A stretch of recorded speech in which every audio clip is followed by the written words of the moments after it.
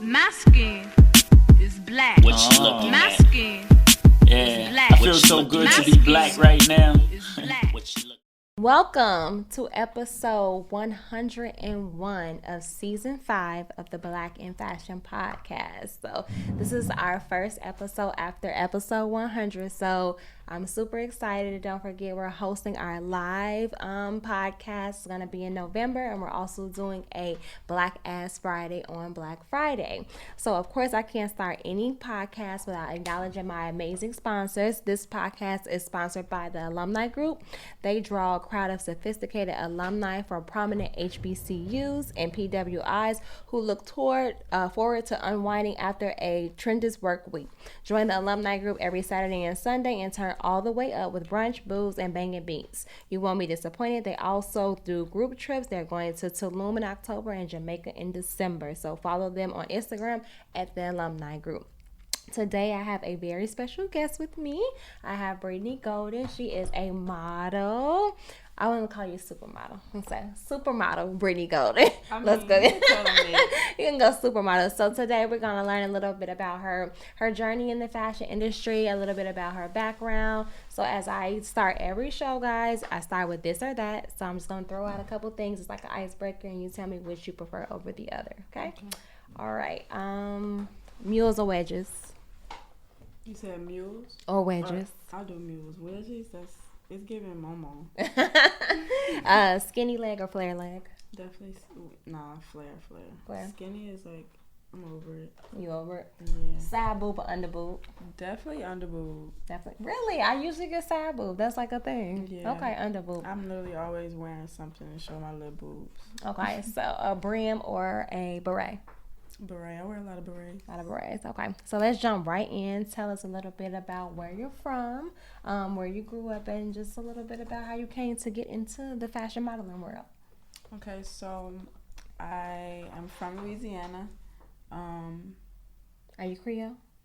No. I'm got a little Native American. You know, we really don't know where we come from. But I just know I'm from Louisiana. I got like Choctaw Indian in me. I graduated in like 2012, moved to New Orleans, and then right after that I moved here. So I've been here like 4 or 5 years. Okay. At first I really wanted to be a singer. And I played the violin as well in school. Oh, nice. And now I'm like getting back into it. I've been like making songs and taking my little violin lessons. And I originally wanted to sing, and then I graduated. I went to college. I actually went to Southern University, and I did like 2 years. I studied psychology, and it was just not working for me. Like, I was just basically there. I mean, I'm glad I met the people I met, but as far as educational wise, it was just like everybody was trying to look cute, just going to be cute. I'm glad I met the friends I met, but then I had to move on, and then I came here and started life for myself. Gotcha. And what was that transition like from like being in like Louisiana to moving to New York? Like, you know, the city where dreams come true, the concrete jungle. Was it a hard transition for you, or was it kind of smooth? It wasn't hard because I feel like it was like someplace I always should have been. Where I'm from is like really slow country as shit. There's like not much to do but hang out, have babies, and do a 9 to 5. Like, it's really nothing much to do. I'm like the first one to graduate high school out of my immediate family, so that tells a little bit. Like, it's just really nothing much to do there. So I mean, I got here. Of course, it's a different transition, but it was easy for me because I mean, this is like what I wanted. It's like fast paced. There's always something to do. Only thing I don't like is these people. Like, they be a little rude and short. And I'm from Louisiana. Like, I be holding the door open for people. I be like saying good morning. They be looking like, that's New Yorkers. Who the fuck? Yeah, I had to deal with that when I right. I had to deal with that when I moved here too. Like, they was rude as fuck, like all the time. Like, I found the transition to be. I've been here going on 9 years. It was like, I feel like it was difficult. Chicago. Oh shit. Yeah, I'm from Chicago, and it was like, I feel like it was very difficult for me too. And like, they're not polite, and I feel like the fashion industry is even more like, it's like almost like who you know. So tell me about that. Like, as you kind of transition to like your whole modeling career, was it like more of a like you gotta know someone to kind of get in, or did you find that you was able to like really just hop in just based off of like your look and your skill? So you had to know somebody. You would think so. I mean, they can't really see, but I have a mullet. At first, it was like a long hair, pretty girl next door look. They said that was too soft, too pretty. So I mean, I didn't cut my hair for them. I tried to dye it twice in one day, or bleach it twice in one day. This lady said she could do it, and I trusted her because she was in a shop. Girl, when I got home, the shit was just falling out. Here? Oh, no, in Louisiana. Oh, okay. I was like... Then she asked to nurse it back to health. So, girl... After she fucked it up, then she wanted to help you fix it. I'd be like, no, so you can't ever touch my hair in a day in life. I'm a pixie cut, but I'm natural, so it just wasn't working. I did a little K-pop, and then I just made it into a mullet. And I thought, you know, that it's such a... Because literally everywhere I go, people tell me how nice my hair is. And you would think with the industry that they would, like... jump at that, but it's like now they're just hiring people with wig mullets, and they're telling me it's too edgy. They don't know. So you went from being like the girl next door and it's too safe to now you're too edgy. Just tell me you don't like my black ass. Like, because it doesn't make sense. What do you want me to do? Right. It's like, I mean, I kind of get it though, because the models they do choose, I get why they choose some of these slim face bland models. Is because they don't overshadow the clothes. As far as me, I would put the clothes on. I mean, not to be cocky, but it is what it is. Like, I have the hair, right. I have the hair and the outfit. They don't want the girl. They just want to see the outfit. It's just like, times is changing. Y'all got to get over it. It's like, what's up with all them black squares? Remember last year for inclusivity? Yeah, they still choosing the same type of models. I mean, I'm getting somewhere. I guess I could be grateful, but I know I should be way further than what I am. I mean, and I guess it just takes a while because I look so different, and it's not the typical look. How do you feel about like some of these like these competitions? Like, would you ever do like an America's Next Top Model? Have you ever tried out for anything like that? I think I tried when I was in like school, but I'm kind of glad I didn't, because if you notice, you don't see none of those models that she discovered or whatever. Like, only Winnie Harlow, but Winnie don't even get that woman credit. Yeah, Eva and Yaya, they moved out of modeling and like into like I feel like acting now. Reality, like they don't. Yeah, like they're in reality TV. They're in acting. And they were on the same season. Doing Cover Girl. I don't see. You remember that's all she used to talk about. Yeah, I don't getting the covers. Most of the models I see is like younger mutuals and older 90s looking models, but I don't see none of Tyra models that's in the industry. And sometimes they get weird with that. Like, if they seen you work with a bunch of different photographers, you're really not too special to them no more. It's like they don't want to hire models that was on no TV show. You did all these shoots with Tyra. What I'm gonna do with you? Gotcha. Yeah, I think it's like a curse, kind of. I feel like in the designer world, they feel the same way about Project Runway. They're like, the girl's used. I can't do nothing with her. They seen her already. We already know how Tyra cut all the girls' hair off. Like, you already changed them and stuff. So I mean, it's kind of like it's a little fucked up thing, but they don't realize it in the beginning. They like, it's an opportunity. Like, it's fire. It's Tyra. Gotcha. What would you say is like your favorite? Would you say that it's print or like Runway? I like print. You like print? I guess I never thought about it. Yeah. Like, which one you prefer? Because I feel like print. I want to say, actually, which one is harder, you feel like? Runway. Runway is harder. Yes, okay. Girl, because, I mean, I'm really good at posing, but my walk is not the best. Okay. You definitely got to practice at it. You can't just be walking like you walking down the street. I mean, unless you want to look crazy and not get booked again. But that's something I definitely need to work on. But I'm really good at posing. I could do that. So print is better for you. Okay. But I'm, like, really trying to be the most versatile model in the industry, so I want to be able to do it all, like print, runway, cover, e-com, just like everything. I don't want it to just be one thing. Do you find that, like, I feel like you have like the typical model built, like you're tall, you're slim, and do you find that that plastic surgery is taking over when it comes to certain like apparel brands, and that now a lot of designers are looking for a more curvy girl? A lot of times they're not tall. Like, if you look at a lot of things that are online, there's a lot of curvy plus size, short, like your unconventional models? Do you feel like there has been a shift in the market when it comes to your look? Definitely. It's like it's more clout over talent now. And clout that goes with the surgeries and the followers, and it's like some of these people don't even be models, and it makes it harder for the real models because they just got a lot of followers because they got a ass and a waist, like. But what's after that? It's like, I hate how this world is now. It's so much clout and fake shit, and these people be proud. I mean, I guess be proud, but damn, what about people like me who's authentic and who really trying to get it? Now I gotta compete with somebody who not even real. Right. Literally. True. Like you literally, you're made. Like, and for me, you it's trying to genetics. look like me. Right. Right. I get that. I mean, but it's like, I feel like no matter what, it sounds cliche, but if you really real and you keep pushing, that shit gonna fade in a few years. It's a phases every few years.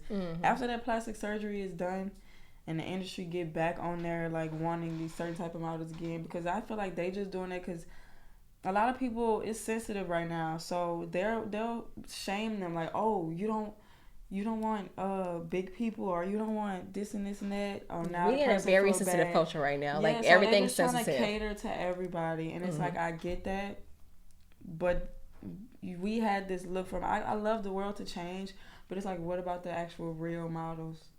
Since y'all being inclusive now, we just but the real model look is not it. Do you feel like they trend now? Like, it's like it kind of goes up and down, because I feel like there's times where, you know, a fucking designer will go to maybe like Africa, and then they come back and they're like, oh, I got inspired and now I want to do all like this kente cloth and these tribal prints and all of this ethnic stuff, and then they get like really, really dark like ethnic models, and then that'd be one season. But to me, it's just like, don't make my culture a trend. Don't make like a trend. You see, there's a lot of designers now, they're feeding in to like to the black consumer dollar right now. The black consumer dollar is a thing, because I've been seeing. Did you see Balenciaga did a pant with the draws made into it? So like then it sags, girl. And then they doing like the sock and the flip. Like, I seen a shoe the other day. And I think Supreme got, you know how we used to wear them big gold ghetto belts, like the dudes used to wear them, with the pants sagging like that. Like, they really making stuff like that. And you remember the grandma slippers from the Chinese store? Yes. I think Balenciaga tried to sell them too. Like, you can still go to the Chinese store at the beauty supply and get them. Yeah, but how do we, as like a group of black culture, and how do we, I guess, to me, put a halt to that? Like, we are buying into these things, though. A lot of people in the black culture are the highest consumers when it comes to like Balenciagas and Gucci and all these designers. We need to beat them to it. Yeah, like, we gotta beat them to it. The only thing we're literally buying it. Yep. Cool. It's like the Chinese lady got it at the beauty supply store, but she sold it to her black ass. So just like they doing it, why can't we just be like, okay, let me take it now? Like, it's ours anyway. I think we just sitting around. I think we just need to beat them to it, because they like, fuck it then. Yeah. Let me monetize off of it, because I know they're going to buy it, because it's what they wear anyway. Exactly. And they got designer on it, so they really going to buy it. Yeah, but do you think about how that, I ain't going to say we were shunned, but I want to say that it's always someone that ends up, if we do it, tries to overpower us, like, i.e. Dapper Dan. So he was taking the Gucci, you know, prints and stuff like that, and he was making it on his own. Like, so he was trying to beat them to the punch. Like, let me take that and let me make the designs and stuff like that. But then what do? They go and they sue him for like copyright infringement and stuff like that. Take everything from that man, and then they go and steal his design, put it up on social media, and then Black Twitter had to fuck them up in order for them to pay homage. And then, now they want to hire Dapper Dan. Now he everywhere. Now he everywhere. Now they want to make him like an affiliate and stuff like that, which like that happens all the time. So even when we try to get ahead, it's someone in some type of powerful place that end up bringing us back down. I think we just need to like build our own shit. I think we just need to go back to Africa. Stop just trying to. We're just trying to get a seat at the table. I feel like instead of just being like, fuck that, let's just get our own shit. If they don't want to accept us, well, I guess it's like hard though. But I think we should. They still, these white people still up there. We still got to go through them. I think we can create, like you said, like create our own and do our own. But I think it's too many people in the black culture who still seek certain brands for validation, because I'm all about it. Like, let's create our own black industry. Let's create our own fashion industry. Like, let's be about it for a few days, and then because didn't they just have some type of fashion show? Dior or one of them brands that had a noose or Burberry something. They had a noose as a necklace. Yeah. We canceled them and everything, and then they just threw a party and everybody was there. All the black celebrities was there. That happens all the time. Like same thing with Gucci. Gucci did the blackface on the shirt, and then Prada did the little monkey thingies like from the minstrel show, and they was canceled for a little bit, and then they just went. They sync with Cardi B and whoever they little packages and say they sorry, and now they at the party. It's like we'll never get nowhere because all they gotta do is say they sorry and give you something. Mm-hmm. This shit is like it's really aggravating. That is fucked up, girl. Huh. Money talks. It does talk. So I have this segment. White people money talk. White people money talks. So I have a segment. It's called "It's a Success" or "It's a Disaster." And "It's a Success or Disaster" is actually brought to you by our second sponsor, which is 620 Style. She is the queen of the flare print and the sporty yet effortless clothing. Make sure you guys check her out at 620style.com. Now, so it's a success, it's a disaster. It's basically, I want you to tell me about a time, like within your fashion career, where something went completely to hell, but then you learned something from the experience that made you adapt a new practice in the way that you do things.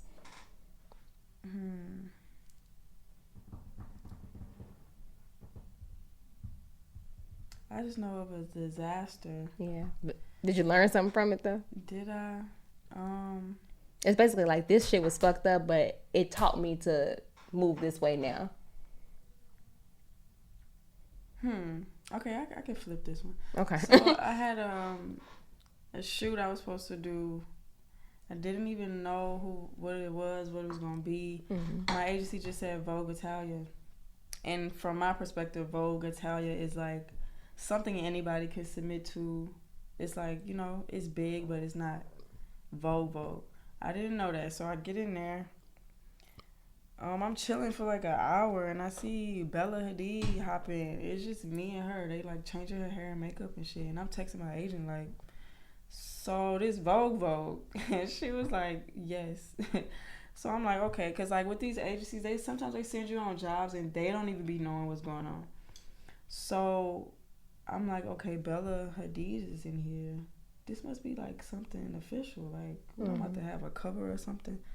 So I had my earphones in. I was just chilling in the back. I had a do-rag on and everything. I really just be chilling most of the time because walking in, it's like, of course, all these white people, the designers, the stylists and everything. And, I mean, I come in just on some nigga shit already. So I just try to just be cool and ease my way in, you know.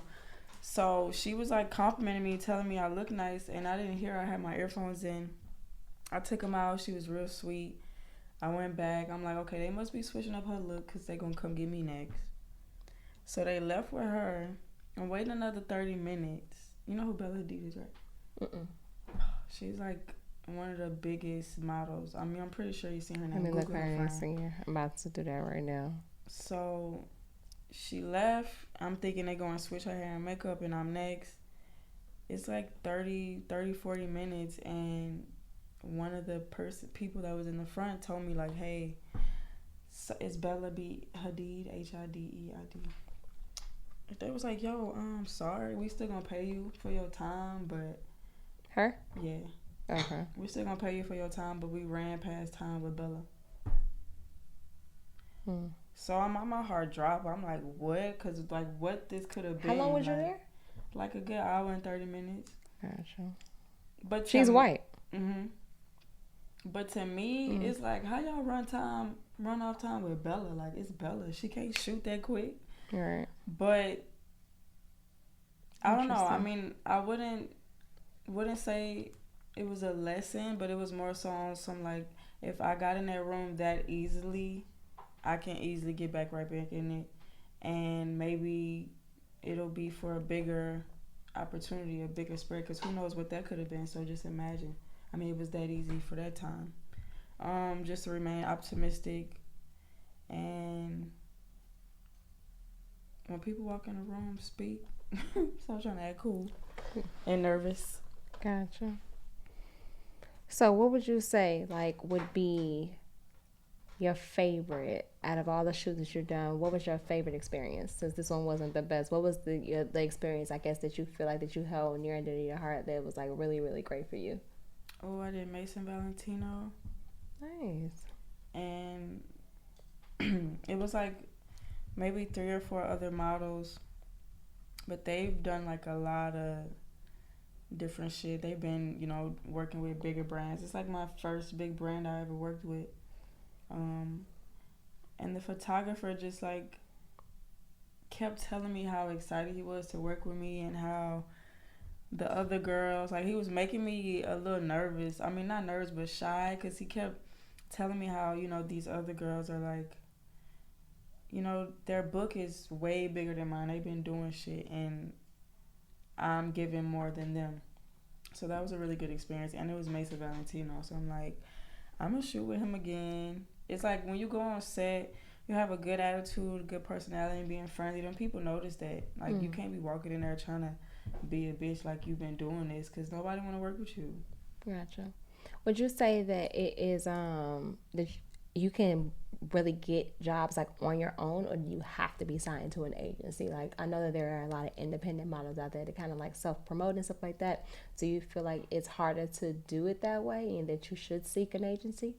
As far as pay, that's the only reason why I sought out an agency. And it's like more of a backing, people respect you more type.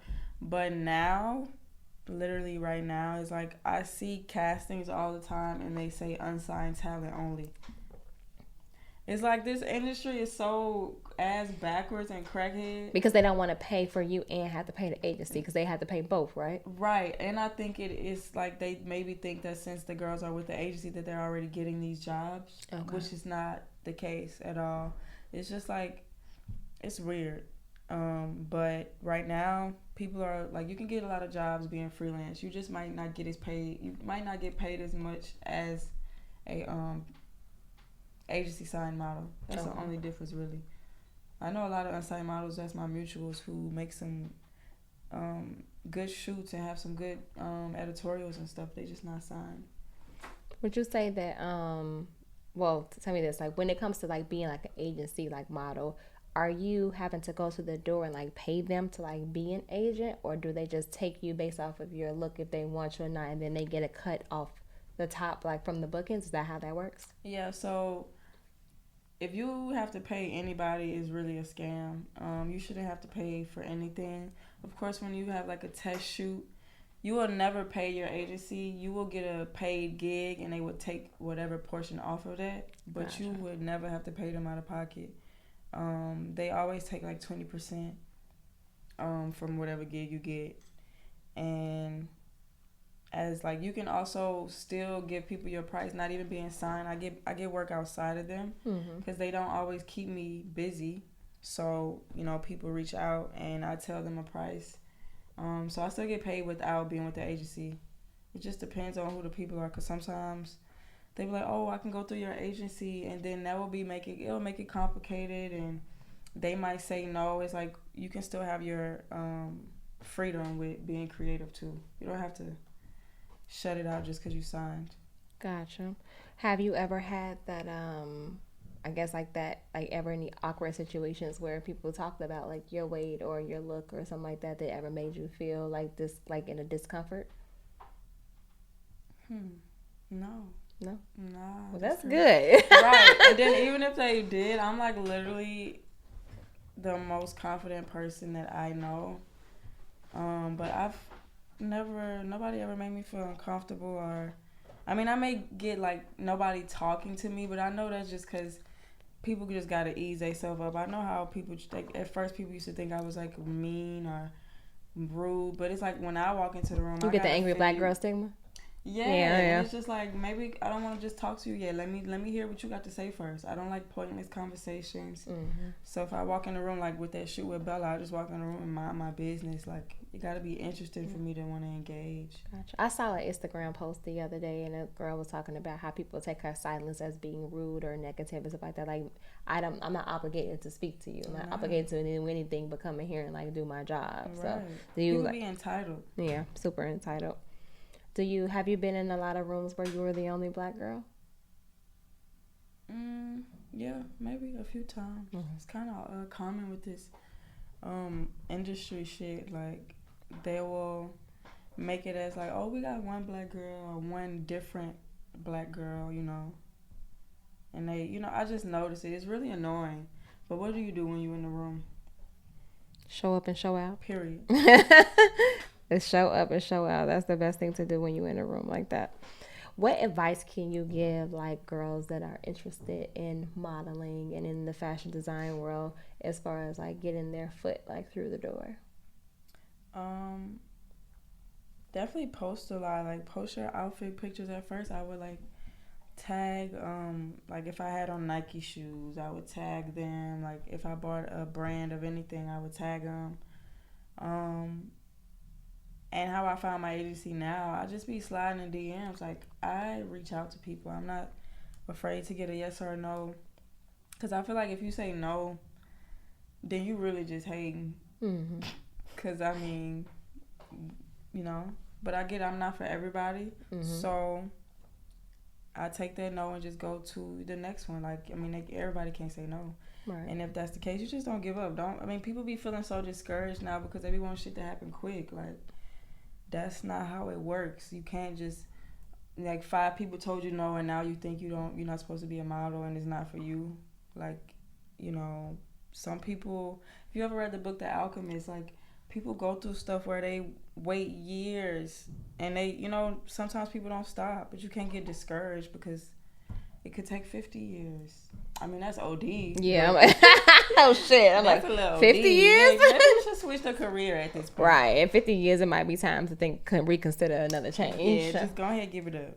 Gotcha. But, I mean, this industry is changing, and it's literally, like, tall is cute now, but they're hiring short models. They're hiring models with tattoos, like, bald head models, like, models that's crippled, like, everything is inclusive now. Exclusive. What other, I guess, career fields have you considered, like, as far as, like long term for you? Like, you're going to just stick with the modeling thing? Because I noticed that I see, like, a lot of models, they go into acting or they go into hosting and they do, like, all of these other different things outside of just modeling. Is there anything in particular that interests you that you feel like you're going to fall into? My music, for sure. Since I wanted to do that originally, I'm just trying to, like, find my sound, but I don't think I have one. I got a pretty wide range. My violin, I did want to go back to school and finish for psychology, but I don't see myself stopping being a model and just being a psychologist. I would just, like, want a bunch of shit on my belt, like, just in case. Gotcha. But I guess I don't even like to have that mindset of just in case, because that's putting something in the air. But I just want shit on my belt. Gotcha. I'm curious, what's the average rate of a model? Like, what if it's like, let's say print? What's your average hourly rate? Because it really depends, like, how seasoned the model is, like, how long. I know for me, print, I'm trying to think of an email. Do you book things outside of your agency? Yes. So, okay. I mean, then that's where I would come up with the price.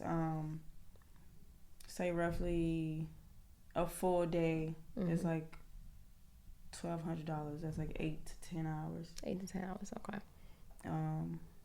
Yeah, $1,200, but my agency would take 20% off. All right, and then you'll be able to keep it up. Have you ever done fit modeling? Yes, I did that for Nike. I didn't even know what it was until I did it. Gotcha. And I'm thinking I'm in the shoot. I mean, I ended up being in it.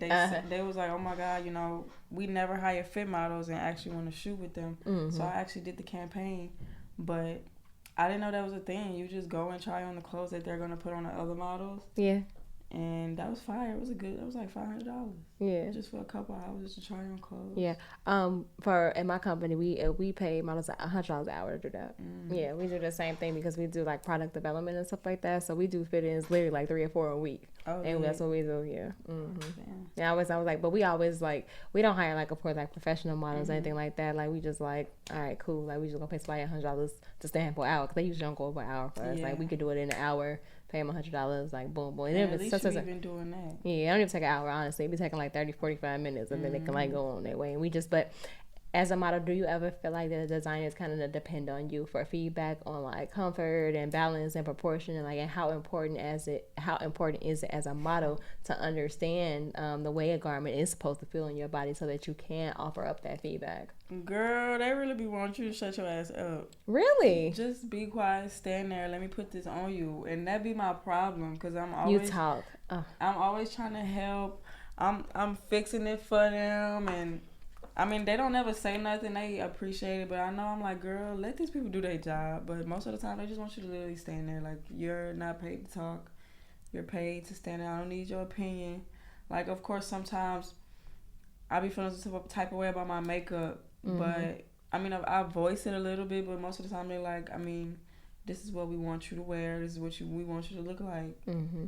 We ain't paying you to decide. Because, I mean, that's what we got a stylist for. Right. I would love to, but... Yeah.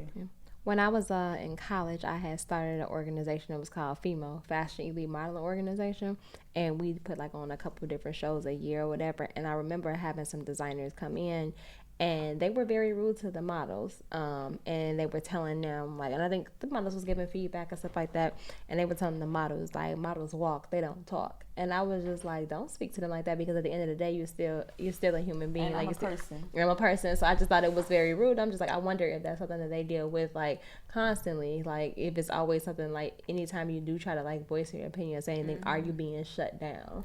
I mean, I feel like my energy is so big and I'm so aggressive. And the way I come off, I mean, nobody's ever told me, like, shut up or, mind your business, blah, blah, blah. They'll say some little passive aggressive or, oh, you don't like that type shit, but they'll never be rude. I don't even give that energy off that you can be rude to me. That's what I'm grateful for. Like, I notice, like, some girls, how they come off, because some of them be really timid and shy, and some of them be ditzy as hell. So the people feel like they can talk to them any kind of way or run over them, but that has never happened to me, thank God. I'm not saying it won't, because, I mean, this is only the beginning of how far I know I'm going to go. But I know in these European fashion houses and up high fashion, that's how they be. Gotcha. Would you say that throughout your process, you've ever, like, second-guessed what you were doing, or... like, ever felt like, having to go back to the drawing board, like, take any type of breaks in between? Yep, I'm always, like, in the beginning, this is my second agency. I was dropped from my first one, because actually, I had two agencies. Yeah, this is the third one. First one dropped me because I was just, like, being too opinionated to them. Mm-hmm. They told me they had a vision for me, and I was going to be doing all this different shit. But when it came down to it, I wasn't doing nothing. And the shoes they had me on was, like, so mediocre. I would never post anything. But it's like, I would never post none of that shit. And I'm like, this is not what y'all told me we was going to be on. Mm-hmm. And I trusted the vision because I already seen what type of work y'all could do. It just didn't add up. And I was just, like, asking a bunch of questions. And they was like, we like you, we got a lot of faith in you, but we basically tired of you asking all these questions. So they just let me go. Just because you had an opinion? Yeah, and I get, like, that's how some of them are. They don't want you to talk. Like, they just want you to sit there and trust them. But I'm a grown-ass woman. I can't just trust nobody. What are we doing? What's the plan? Who you sending my shit out to? Who are your clients? And another thing with these girls should know, like, you should... do research on the agency before you sign with them, because maybe they have a certain type of look. Like my agency, they have a lot of different looking girls like me. If I try to sign to an agency that's like a boutique agency, it just wouldn't work out because they don't have those certain clients. Like, you actually got to do homework and research. You can't just be... I mean, I'm learning this now, but it's actually like a process. Gotcha. You can't just go in. As you go through the process. All right. Unless you want. So I have one more segment before we wrap up. It's called It's a Muse. So is there anything that you want to share that inspires you, keeps you motivated? It could be an affirmation, a mantra, a book, a podcast, anything that really helps you kind of like push through when it comes to your field. Or just your day to day. It don't have to be like within fashion. Just like something that really keeps you going. Yes, for the report. Thank you. Oh, I didn't get you nothing. No, I'm good. Okay. I hate like when you ask me these questions. It's like I know I'm talking about me, but this is literally how I feel. So the motivation literally is me. Me knowing like if I fail right now, I don't have nothing to go back to. Like I motivate myself. I make myself get up and do my affirmations in the morning. Like I pick myself up a lot because I mean I was like lonely as hell when I first got here. And this year is the year I'm like actually finding solid friends. So the first 3 or 4 years. Year 5. Yes. Same. And it's crazy. I didn't find friends or People really been feel like, "When you anything move here here?" until year 5. Yeah, same. I have been here for 2 or 3 years before I really felt like I was really a part of a friend yeah, group. Now, absolutely. people invited Yeah. me to parties. And, you know, I'm like, okay, this is what I wanted. But, you know, it's just like a process. And especially out here, it's just different. So I just like told myself, girl, you got to get out the house. Like, you don't got to have somebody go with you all the time. Go to this bar. Go to this event. That's how you meet people. And now they're like, what You go out by doing yourself here a lot? yourself? I mean, not anymore since I got friends, but at first I did. Yeah, I kind of same. still do when I want to get away. Because, I mean, I love hanging out with myself, girl. I would be rushing home just to go chill and smoke and watch Netflix. Like, I'm addicted to my own company. Right, that's what's So, up. yeah, I mean, and that's why, I mean, I want to write a book, too, just to show people, like, it's lonely, but it's possible. Yeah. Like, you finding validation in other people because you're lonely and want to hang out with other people. That's not going to do nothing but just have you more empty because when they go away, now you're really lonely and you like, damn, what I'm going to do today? Especially with New York people because they be fake as hell anyway. Friend.